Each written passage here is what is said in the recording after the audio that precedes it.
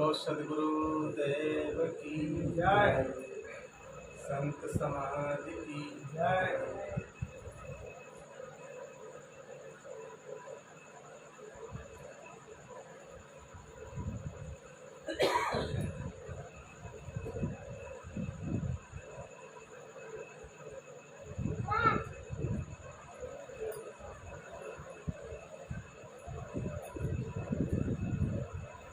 जिंदगी ये किराए का घर है, एक दिन खाली करना पड़ेगा। जिंदगी ये किराए का घर है, एक दिन खाली करना पड़ेगा। मौत जिस वक्त आवाज देगी, मौत इस वक्त आवाज देगी, घर से बाहर निकलना पड़ेगा।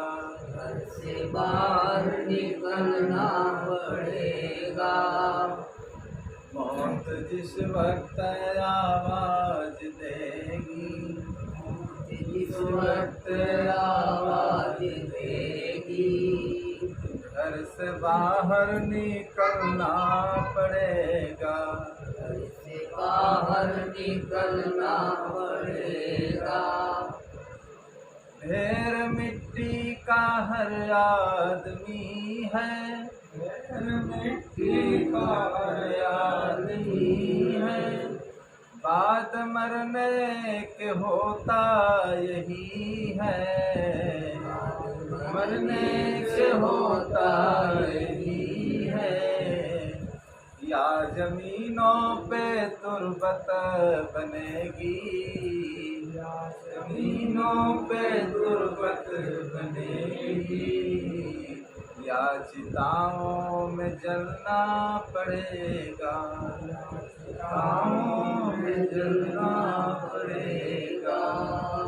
जिंदगी ये किराए का घर है, जिंदगी ये किराए का घर है, एक दिन खाली करना पड़ेगा, दिन खाली करना पड़ेगा। मौत जिस वक्त आवाज देगी, मौत इस इस वक्त आवाज देगी, घर से बाहर निकलना पड़ेगा, घर से बाहर निकलना पड़ेगा। ये जवानी है मलमल का कपोड़ा, जवानी है मलमल का कपोड़ा। देख ले कोई महबूब अपना, देख ले कोई महबूब अपना। ये जवानी अगर ढल गई जो, जवानी अगर ढल गई जो, उम्र भर हाथ मलना पड़ेगा, भर हाथ मलना पड़ेगा। जिंदगी ये किराए का घर है, जिंदगी ये किराए का घर है, एक दिन खाली करना पड़ेगा, दिन खाली करना पड़ेगा। मौत जिस वक्त आवाज देगी, मौत इस वक्त आवाज देगी, घर से बाहर निकलना पड़ेगा, बाहर निकलना पड़ेगा। शाम के बाद होगा सवेरा, शाम के बाद होगा सवेरा। देख लेना कोई जिस्म मेरा, देख लेना कोई जिस्म मेरा। पाँव फूलों पे रखने के पहले, फूलों पे रखने के पहले कांटों पे चलना पड़ेगा, कांटों पे चलना पड़ेगा। जिंदगी ये किराए का घर है, जिंदगी ये किराए का घर है। एक दिन खाली करना पड़ेगा, खाली करना पड़ेगा। मौत जिस वक्त आवाज देगी, जिस वक्त आवाज देगी, घर से बाहर निकलना पड़ेगा, बाहर निकलना पड़ेगा। कहते सदगुरु सभी से पुकारी, सद्गुरु सभी से पुकारी, अपना कर्तव्य भी लो सुधारी, कर्तव्य भी लो सुधारी।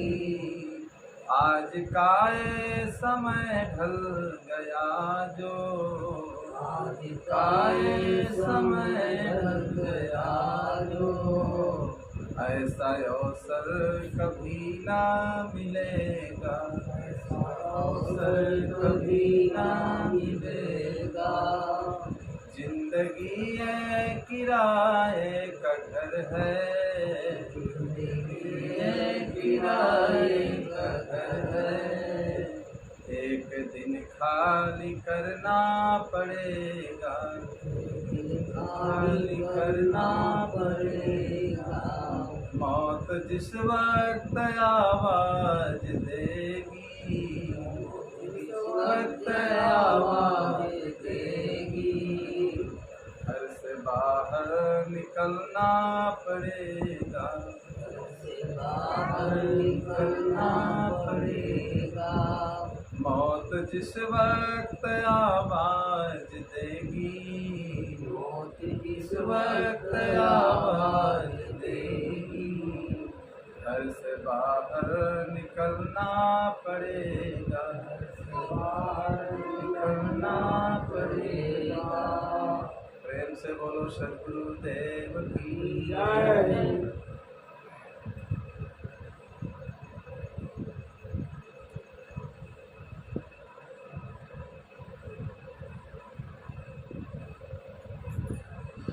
पर धन गुण यश रूप में बहुत ईर्षा जाए, जलत रहे दुख अग्नि में कौन बुझावे ताहि।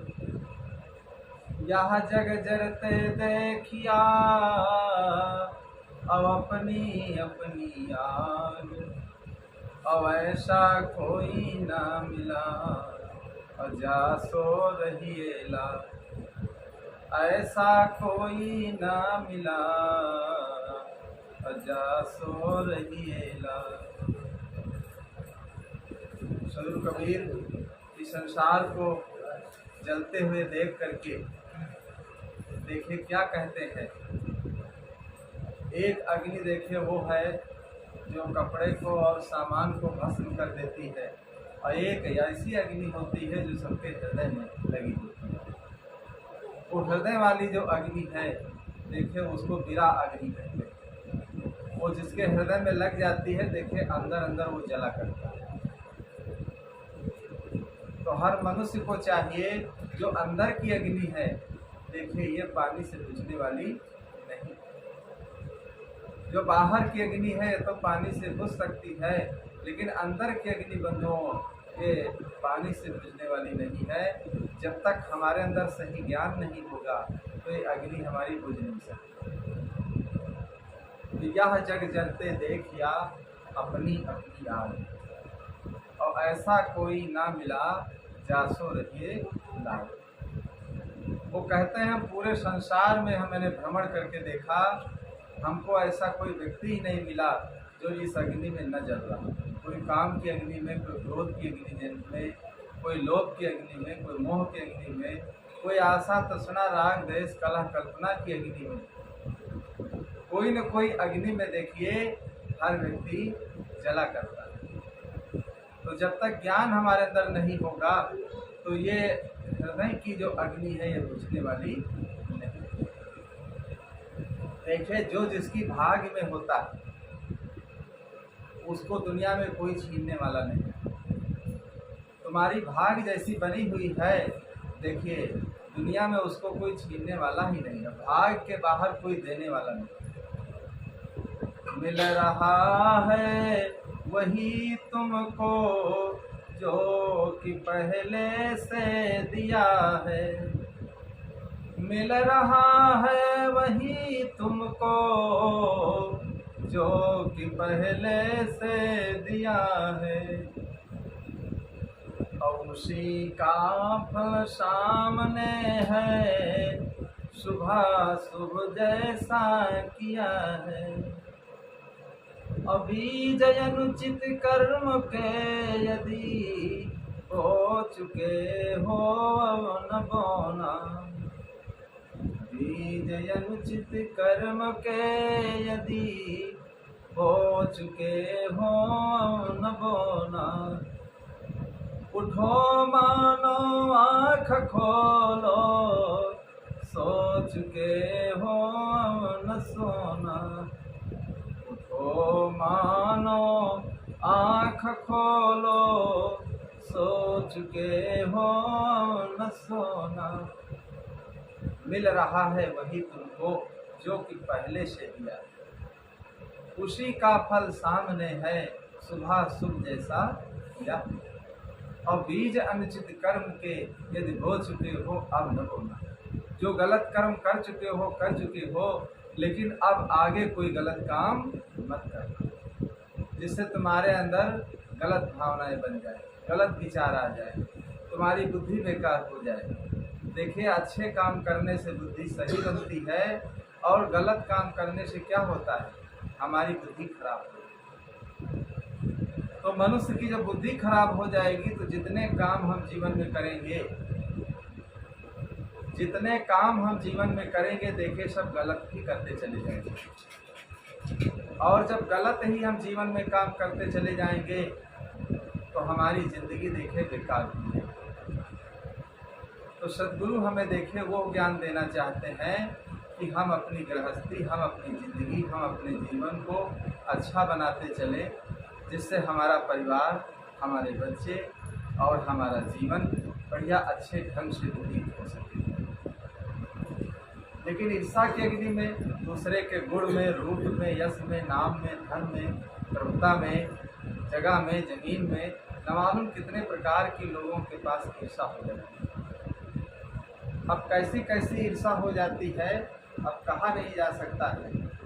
दो महिलाएं थी, वो बहुत गरीब थी, जंगलों में लकड़ी बीनती थी, और लकड़ी बीन करके देखिए लौट रही थी जंगल से, तो एक पेड़ के नीचे सस्ताने लगी। एक दूसरा पेड़ था, उसके नीचे एक महात्मा जी बैठे हुए थे। तीसरा पेड़ था तो एक राजा बैठे हुए थे, 10-5 नौकर थे उनके साथ। उनकी सेवा कर रहे थे, कोई पानी पिला रहा था, कोई पाँव दबा रहा था, कोई कपड़े धो रहा था। तो दो जो गरीब घर की महिलाएं थी, लकड़ी बीनकर जंगल से आई थी, देखिए वो कहने लगी, देखिए हम लोगों की एक भाग्य है जो जंगलों में लकड़ी बीनती है, इससे गुजारा चलता है। और एक देखिए राजा, 10-5 लोग सेवा में लगे, कोई पानी पिला रहा, कोई पाँव दबा रहा, सब सेवा कर रहे हैं। देखिए हम लोगों की भाग्य कितनी खराब है। तो पास में महात्मा जी बैठे थे, वो सुन रहे थे कि दोनों जो बातचीत कर रहे थे। तो महात्मा जी ने बुलाया, कहा, अरे तुम लोग परेशान क्यों हो, हम एक युक्ति तुमको बताते हैं। तुम्हारे गांव में कोई देवस्थान है? कहीं हाँ देवस्थान तो है, कहीं वहाँ जाना, पूजा अर्चना करना। तो पूजा अर्चना करने में जितने पैसे तुमको रोज मिलने लगे तो सहर्ष उनको ले लो। तो पूजा अर्चना करने जब जाने लगी तो वहाँ से उनको वरदान मिला कि जाओ 5 रुपये तुमको रोज मिलेंगे। तो जब सो करके चारपाई से उठती थी तो 5 रुपये उसी चारपाई पर मिल जाते। लेकिन तुम्हारी जो सहेली है, साथी जो है, वो तुमको अगर 5 मिलेंगे तो उसको 10 मिलेगा, तुमसे दूना उसको मिलेगा। तो रोज उसको 5 रुपए मिलते। रोज जब 5 रुपए मिलते तो उसको 10 मिलते।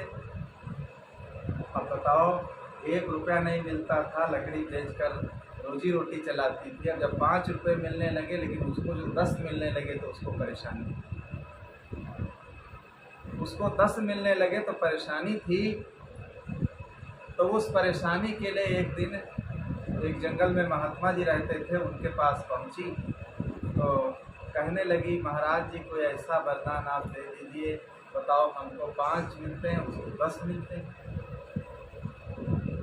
फिर मैं समझ गई कि तुम्हारे अंदर कोई ईर्षा है। फिर मैं ये चाहती हूँ हमारा एक हाथ टूट जाए। कहा जाओ टूट जाएगा। तो जब उसका एक हाथ टूट गया तो उसके दोनों टूट गए। फिर अब क्या चाहती हूँ? फिर मैं ये चाहती हूँ मेरा एक पाँव टूट गया। तो जब उसका एक टूटा तो उसके दोनों टूट गए सहेली। फिर कहने लगी, मैं ये चाहती हूँ मेरी आँख एक टूट जाए। तो जब उसकी एक आँख फूटी तो सहेली की दोनों आँखें खत्म हो गई। फिर कहने लगी, एक कुआं हमारे दरवाजे पर बन जाए।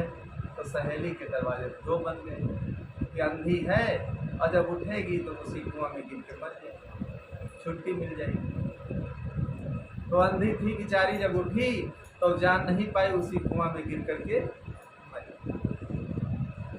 तो ईर्षा की भावना देखे ऐसी होती है कि ईर्षा की भावना से देखिए अपना एक हाथ तोड़वा डाला, पाँव तोड़वा डाला, आँख तोड़वा डाला कि इसकी कुछ न रह जाए।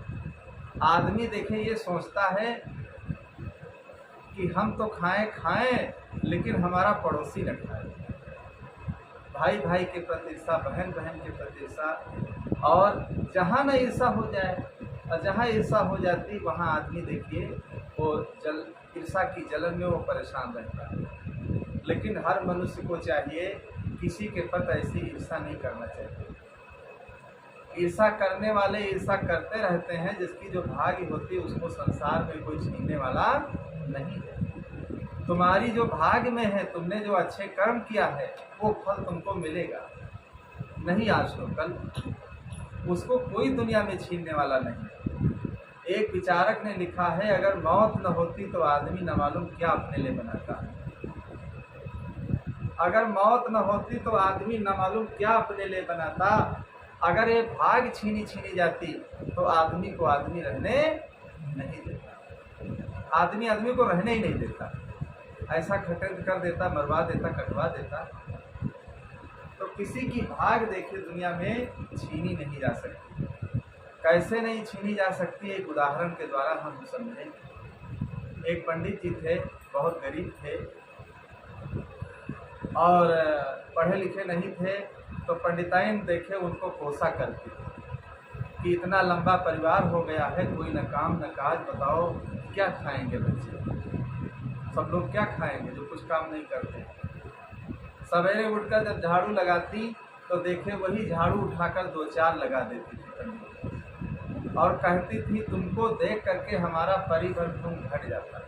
पुराने ज़माने में परी होती थी जिससे तेल निकाला जाता, कड़वा तेल, उसको परी कहते हैं। और उतना परी भर खून रोज उनका घटत रहा है अपने पति का देख। तो पंडित जी बेचारे बहुत दुख जब पाए तो घर छोड़ करके वो चल दिए।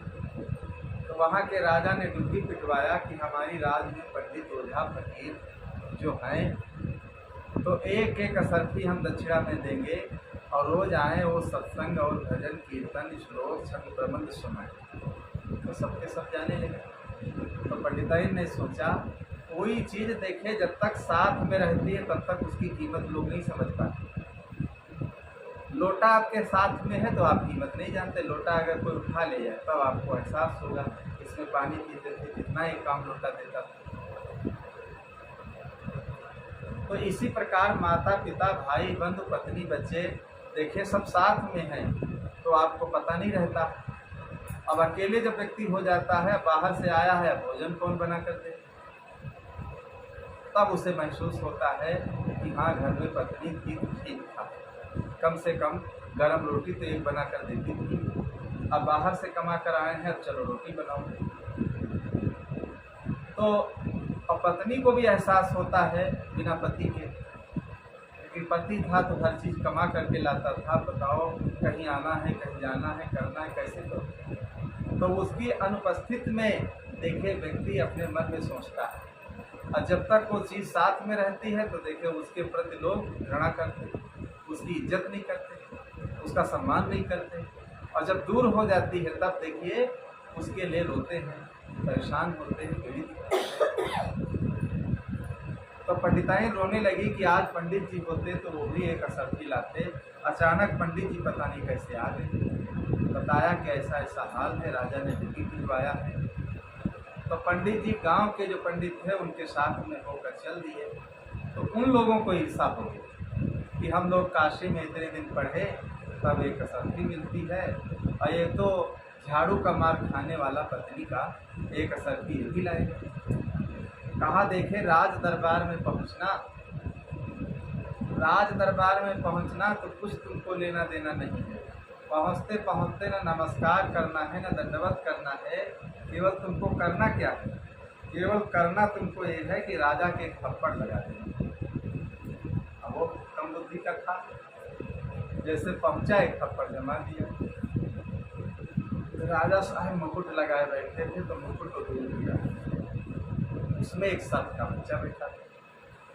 राजा जब निवास में जाते थे अपने रूम में तो वो मुकुट उतार करके खूंटी पर टांग देते, और पता नहीं उस खूंटी में पता नहीं कैसे वो आकर के छोटा बच्चा था बैठ गया। राजा ने धीरे से मुकुट लगा लिया।